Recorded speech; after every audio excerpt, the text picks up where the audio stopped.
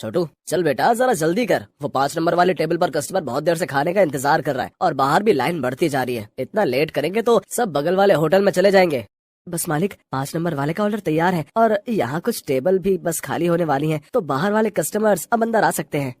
ये है सत्यभान और इसका होटल अतिथि देवो भव। जैसा इस होटल का नाम था ठीक वैसा ही यहाँ का काम था। होटल के अंदर आने से पहले हर कस्टमर का तिलक किया जाता था और फिर बड़े ही सम्मान के साथ उसे बिठाकर खाना परोसा जाता था। इस अनोखे तरीके की वजह से ही सत्यभान का ये होटल बहुत मशहूर था और बड़ी दूर दूर से लोग यहाँ खाना खाने आते थे। होटल के खाने का बढ़िया स्वाद और यहाँ की साफ सफाई भी एक बड़ी वजह थी कि आसपास के कई होटलों और ढाबों को छोड़कर कस्टमर सत्यभान के पास ही आते थे। सर मेरा नाम रमन है, मैं पब्लिक टाइम्स अखबार से आया हूँ, मुझे आपका इंटरव्यू करना है। अच्छा हाँ हाँ क्यों नहीं, आइए आइए। रुकिए पहले मैं आपका तिलक करूँगा। हाँ अब ठीक है, अब आप यहाँ आराम से बैठिए। छोटू जल्दी से साहब के लिए गर्मा गर्म कचौड़ियाँ और बढ़िया चाय तो लेकर आ। हाँ तो सत्यभान जी, सबसे पहले मैं आपका पूरा होटल और यहाँ की किचन देखना चाहूंगा। वैसे सुना तो मैंने ये है कि आप किसी को भी अपनी रसोई में लेकर नहीं जाते, लेकिन मुझे तो आपके वहाँ लेकर जाना ही होगा, वरना ये इंटरव्यू अधूरा रह जाएगा। अरे बस वो बात ऐसी है कि आप तो जानते ही हैं, होटल के बिजनेस में सारा खेल खाने में इस्तेमाल होने वाले मसालों और रेसिपी का ही है, और यहाँ मैंने और मेरे साथियों ने बड़ी मेहनत से ये सब तैयार किया है। अच्छा लेकिन आपके यहाँ जो लोग काम करते हैं, मतलब आपके साथी, अगर उनमें से किसी ने धोखा दिया तो?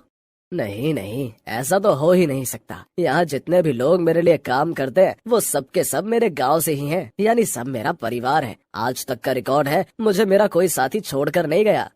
ये तो वाकई बहुत बड़ी बात है। लेकिन अब तो आप इतने मशहूर हो गए, आपका होटल एक ब्रांड बन चुका है, तो लोग आपकी रसोई को अंदर से देखना चाहते हैं। आप चिंता मत कीजिए, मैं आपके मसालों और रेसिपीज का राज नहीं खोलूंगा, लेकिन रसोई के अंदर की कुछ फोटोज तो चाहिए होंगी आपके इंटरव्यू के साथ छापने के लिए।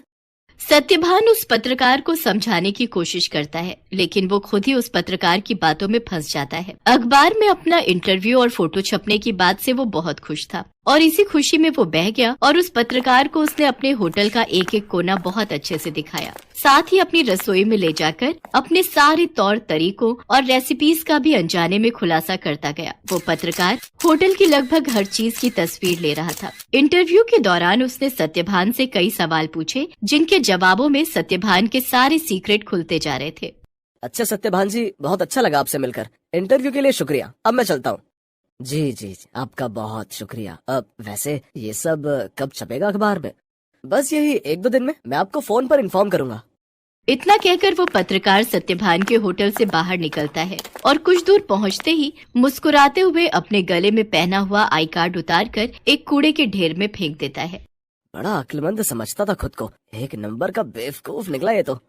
असल में ये आदमी कोई पत्रकार था ही नहीं, पास ही मौजूद एक दूसरे होटल के मालिक का रिश्तेदार था, जो पत्रकार बनकर सत्यभान के सारे सीक्रेट जानने के लिए उसके पास गया था। ये आदमी अपने मकसद में पूरी तरह से कामयाब हो चुका था। इधर सत्यभान रोज सुबह के अखबार में अपने इंटरव्यू के छपने का इंतजार कर रहा था। जा छोटू, देख तो अखबार आ गया होगा। अब तो पूरे 4 दिन हो लिए, आज तो पक्का अपनी फोटो छपी होगी। छोटू फौरन उस दिन का अखबार लेकर आता है, लेकिन बीते दिनों की तरह उसमें भी सत्यभान और उसके होटल का जिक्र तक नहीं था। ये देखकर सत्यभान उदास हो जाता है। ऐसा कई दिनों तक होता रहा। फिर सत्यभान ने उम्मीद ही छोड़ दी और ये सब कुछ भुला दिया। फिर एक दिन अचानक सत्यभान के होटल में रेड पड़ जाती है। फूड इंस्पेक्टर अपने कुछ आदमियों के साथ सत्यभान के होटल पहुंचते हैं और वहां मौजूद हर चीज की जांच करने लगते हैं। देखिए, हमें आपके होटल के खिलाफ शिकायत मिली है कि आप खाने में नकली सामान का इस्तेमाल करते हैं।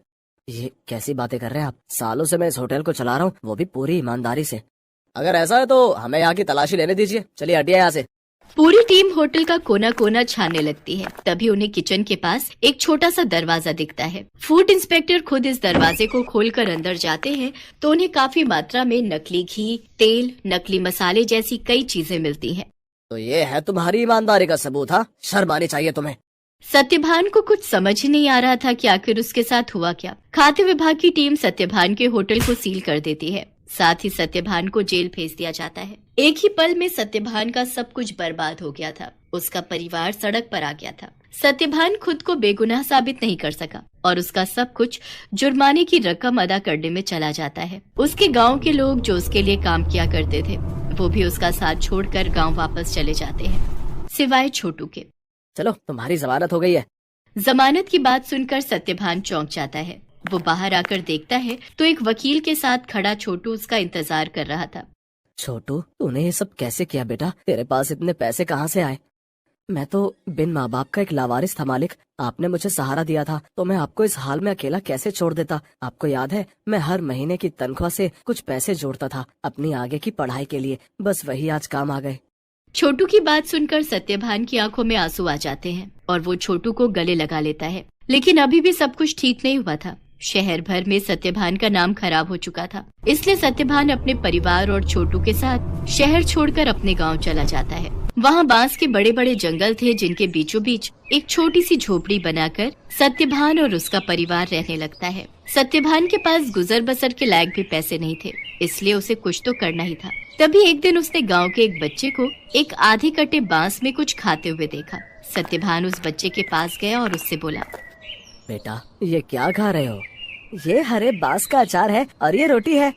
ये बर्तन, ये भी बांस से बना है। वो यहाँ गांव में बांस ही सबसे ज्यादा उगता है ना, तो हम लोग इसी का ज्यादा से ज्यादा इस्तेमाल करते हैं।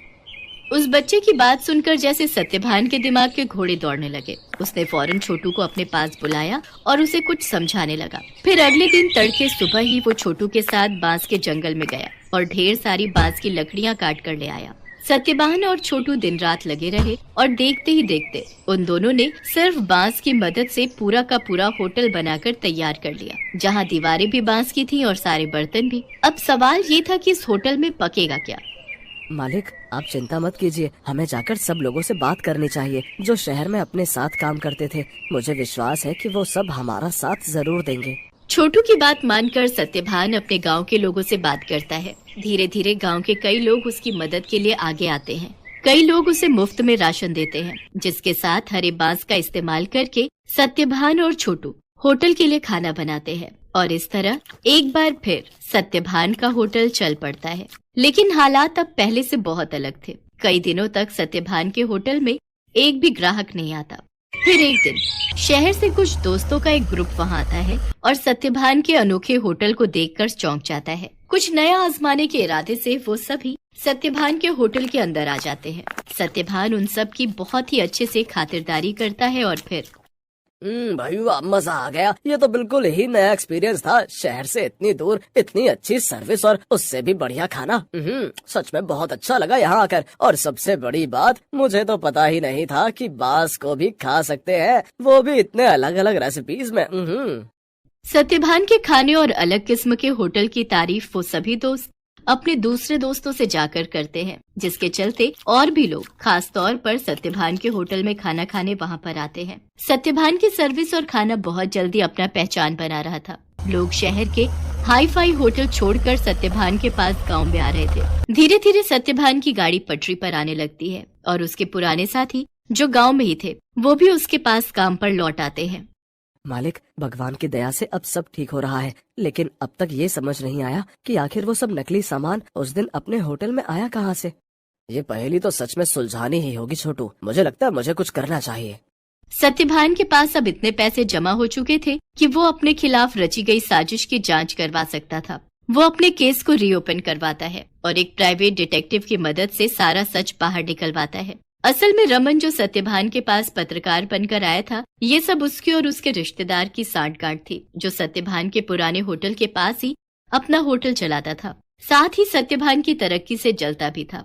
रमन के द्वारा जुटाई गई जानकारी की मदद से ही वो सारा नकली सामान रातों रात चुपके से सत्यभान के होटल के अंदर पहुंचाया गया था। प्राइवेट डिटेक्टिव ने सारे जरूरी सबूत जुटा लिए थे, जिनकी मदद से दूध का दूध और पानी का पानी हो गया।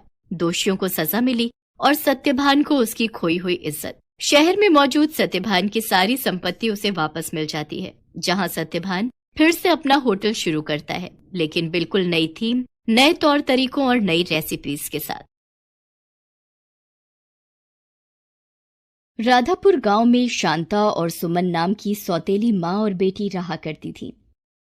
शांता सुमन का बिल्कुल ध्यान नहीं रखा करती थी और उसे बेवजह मारा पीटा करती थी। वो अपने पति किशोर के सामने प्यार जताने का नाटक किया करती थी। ले बेटी, कुछ खा ले, दिन पर दिन कमजोर होती जा रही है। शांता, तुम सुमन का कितना ध्यान रखती हो? सुमन अपने पापा को ये सच्चाई नहीं बताती थी और चुपचाप सारे दर्द सहती थी।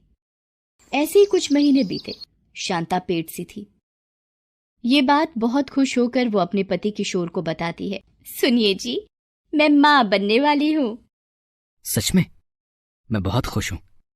तुमने मुझे बहुत बड़ी खुशी दी है। सुमन को पता चलेगा तो वो कितनी खुश होगी। किशोर भी सोचकर खुश होता है। शांता मन ही मन सोचती है, ये अच्छा मौका है इस लड़की को घर से निकालने का। इसने मेरी नाक में दम कर रखा है। अब तो इसको निकलना ही पड़ेगा घर से, नहीं तो ये मेरे बच्चे का हिस्सा भी खा लेगी। तभी एक सुबह शांता चिल्लाती हुई भाग रही थी। बचाओ बचाओ, ये मुझे मार डालेगी। क्या हुआ? तुम चिल्लाती हुई भाग किस ले रही हो? सुमन के हाथों में छुरी है, वो मुझे मारना चाहती है और मेरी ओर ही आ रही है। किशोर सुमन के हाथों में छुरी देखकर कहता है, अरे अरे, तुम क्या कर रही हो? छुरी से अपनी माँ को मारोगी क्या? जिसने तुम्हें माँ जैसा प्यार दिया, आज तुम उसकी जान लेने पर तुली हुई हो। भला ऐसा कोई करता है क्या? पापा, ये सच नहीं है, झूठ है। मैं ऐसा क्यों करूंगी? आप मुझे गलत समझ रहे हो, मेरी बात तो सुनो। उसने रोते हुए सच्चाई बताने की कोशिश की, पर किशोर उसकी एक भी बात सुनने को तैयार नहीं था। उसने कहा, सुमन, तुमने ऐसा क्यों किया? निकल जाओ मेरे घर से बाहर। और सुमन को घर से बाहर निकाल दिया। बेचारी सुमन रोते रोते जंगल की तरफ चल पड़ी और बीच जंगल में पहुंच गई। वहां एक पेड़ के नीचे वो बैठ गई और सोचने लगी, मैंने कोई गलती नहीं की थी, फिर माँ ने ऐसा क्यों किया? वो ऐसा सोचकर रोए जा रही थी। तभी उसे एक शेर की दहाड़ सुनाई दी। वो डर गई और सोचने लगी, बाप रे, इस जंगल में तो मुझे बहुत खतरनाक जानवर मिलेंगे। मुझे इन सब से बचकर रहना होगा। मुझे इस पेड़ पर घर बनाकर रहना चाहिए, वरना ये जंगली जानवर मुझे खा जाएंगे। मैंने आज तक पापा को सच नहीं बताया। पापा को सच पता चलना चाहिए था। ऐसा सोचकर वो जंगल की तरफ चल पड़ी। कुछ बांस की लकड़ियां इकट्ठी करके एक सुंदर घर उस पेड़ पर बना दिया। जब घर बन गया तो उसने सोचा कि वो आराम से रह सकती है। जंगल में सेब फल लाकर खा लेती और पास की नदी में नहा लेती थी। एक बार रोते हुए सुमन ने सोचा, माँ देखो ना, पापा ने सच्चाई जानने की कोशिश ही नहीं की। भला मैं झूठ क्यों बोलती? सौतेली माँ की बातों में आकर मुझे घर से निकाल दिया। आप ही बताओ माँ, ये कितना सही है? अगर आप होती तो मुझे ये दिन ना देखना पड़ता। सुमन रोने लगी, पर उसे पापा की याद आ रही थी। वो पापा के पास जाना चाहती थी, पर डर के मारे जा नहीं सकती थी।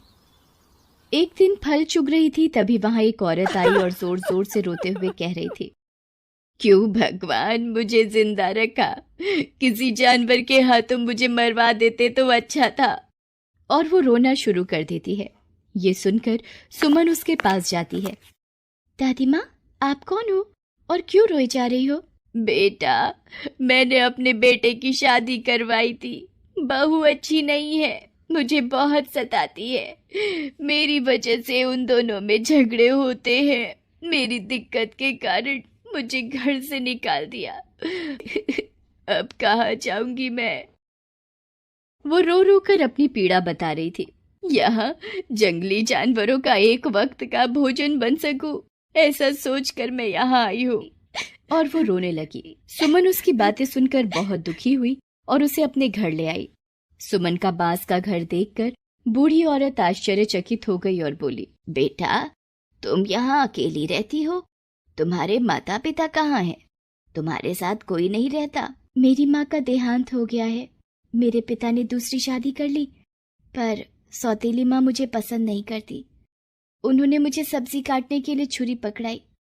छुरी देकर सब्जियां नहीं दी और मुझ पर आरोप लगा दिया कि मैं उन्हें मारना चाहती हूँ और पिताजी से शिकायत कर दी। पिताजी ने गुस्से में आकर मुझे डांट कर घर से निकाल दिया। इसमें मेरी कोई गलती नहीं थी। ये कहकर सुमन रोने लगी तो बूढ़ी दादी ने उसे चुप कराया और कहा, देखो बेटा, पिछले जन्म का नाता होगा जो हम यूं मिले। अब हम साथ रहेंगे। तब से वो दोनों वहीं रहने लगे। कुछ महीने बाद उन्होंने जंगल में फल तोड़कर बेचना शुरू कर दिया, जिससे वो पैसे कमाने लगी। सुमन जब एक बार फल बेच रही थी तो उसकी सौतेली माँ वहां आ गई। उसने सुमन से कहा, बेटी सुमन, मुझे माफ कर दो। तुझे घर से बाहर करने के बदले मुझे भगवान ने अच्छी सजा दी। क्या हुआ माँ? मेरा पैर फिसल गया था, मैं गिर गई और मैंने अपना बच्चा खो दिया। तुम्हारे पापा बहुत दुखी हुए। मैंने उन्हें सारी सच्चाई बता दी, पर किशोर ने कहा। ये तुमने क्या किया? अनजाने में तुम्हारी बातों में आकर फूल सी बच्ची को मैंने घर से निकाल दिया। पता नहीं वो किस हाल में होगी और कहाँ होगी। और वो मुझ पर चिल्ला रहे थे तो उनको दिल का दौरा पड़ गया। अब वो बस तुझे ही याद करते रहते हैं। घर चल बेटी, मुझे पापा से मिलना है। शांता सुमन को लेकर घर की ओर चल पड़ी। किशोर सुमन को देखकर बहुत खुश हुआ और उससे माफी मांगता है। बेटा, हमें माफ कर दो, हमने तुम्हारे साथ बहुत गलत किया। सुमन कुछ पैसे देकर जंगल की ओर चल पड़ी। किशोर और शांता उसे रोकने की बहुत कोशिश कर रहे थे, पर वो नहीं रुकी। जंगल में जाकर बूढ़ी औरत ने सुमन से पूछा, बेटा, तुम्हारे मम्मी पापा का मन बदल गया था तो तुम वहाँ क्यों नहीं रुकी? दादी माँ, अभी तो उनका मन बदल गया था, पर बाद में फिर दोबारा मन बदल जाता तो मैं क्या करती? और दूसरी बात, यहाँ तुम भी तो अकेली रहती। तुम अपना सब कुछ छोड़कर आई हो, तो आपको मैं अकेला कैसे छोड़ सकती हूँ? बेटा, तुमने अनजान औरत के लिए इतना सोचा, मैं तुम्हारी शुक्रगुजार हूँ। और दोनों फल बेचकर सुखी सुखी रहने लगी। जंगल में एक दूसरे का सहारा बनी। तभी एक दिन बूढ़ी औरत का बेटा ढूंढते हुए जंगल की ओर आए। माँ, आपकी बहू आपको बहुत याद कर रही है। आपके जाने के बाद वो छत से गिर गई और उसे अपनी गलती का एहसास हो गया। तब से ही आपको बहुत याद कर रही है। तो तू क्या चाहता है बेटा? माँ, आप हमारे साथ घर चलो, हमें आपकी जरूरत है। नहीं नहीं, मैं अब तुम दोनों के बीच नहीं आना चाहती। मैं यहीं पर खुश हूँ और कोई परेशानी नहीं लेना चाहती। तुम घर जाकर बहू की सेवा करो और खुश रहो। पर माँ। नहीं बेटा, अब मैं चाहकर भी घर नहीं आ सकती। मैं तुम्हारा भरे पूरे परिवार को बिखेरना नहीं चाहती। मैं यहीं पर ठीक हूँ। यहाँ अपनी छोटी सी दुनिया है जिसमें मैं खुश हूँ और किसी तरह की कोई टेंशन नहीं लेना चाहती। तुम जाओ बहू के पास, बहू को तुम्हारी ज़रूरत है। बेटा मुंह लटकाकर वापस चला जाता है। दादी माँ, आपको आपका बेटा लेने आया था तो आप क्यों नहीं गई? आपकी बहू को भी आपकी ज़रूरत है। आपको शिकायत थी कि आपकी बहू आपसे खुश नहीं, पर अब तो आपकी बहू ही आपको बुलाना चाहती है, फिर आप क्यों नहीं गए? बेटा, ये दोनों सिर्फ मुझे काम के लिए बुलाना चाहते थे, क्योंकि अब बहू से काम नहीं हो सकता। इसलिए मुझे एक नौकरानी के रूप में मेरा बेटा मुझे घर लेने आया था, जिससे उसकी बहू की सेवा हो सके। पर मैं नहीं जाना चाहती हूँ, क्योंकि जब मेरी बहू ठीक हो जाएगी तो वो फिर से मुझे लात मार कर भगा देगी और दोबारा मैं ये अपमान नहीं सह सकती। मैं यहाँ पर तुम्हारे साथ खुश हूँ, 2 वक्त की रोटी चैन से खा रही हूँ। और वो सुमन को गले से लगा लेती है। अब सुमन और बूढ़ी औरत सुकून से जीवन यापन करने लगी। फल बेचकर जो भी मिलता सुकून से खाती और खुश रहती थी, अपने परिवार से दूर, अपने बांस के घर में। अब उन्हें किसी की ज़रूरत नहीं थी।